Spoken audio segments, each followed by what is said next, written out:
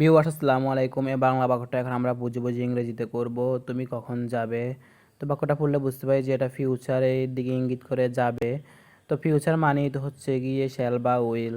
তো এটা ফিউচারে ইন্টারোগেটিভ সেন্টেন্সের গঠন হচ্ছে গিয়ে প্রথমে ডাব্লিউএইচ ওয়ার্ড, তারপরে অক্সিলিয়ারি ভার্ব, তারপরে সাবজেক্ট দেন অবজেক্ট।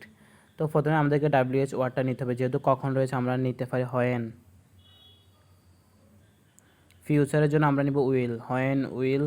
তারপরে আমাদেরকে সাবজেক্ট লিখতে যেতে হবে, সাবজেক্ট যেহেতু কখন তুমি যাবে তুমি লেখা, সেজন্য আমরা ইউ নিতে পারি, ওয়াই ওই you, when will you.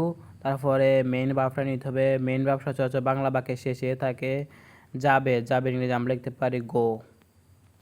When will you go, কখন তুমি যাবে। হোয়েন উইল ইউ ইট, তুমি কখন খাবে। হোয়েন উইল ইউ সি, তুমি কখন দেখবে। তো এভাবে আমরা অনেক বাক্য তৈরি করতে পারি। ধন্যবাদ। আসসালামু আলাইকুম। ভিডিওটা কেমন হচ্ছে কমেন্ট করে জানাবেন।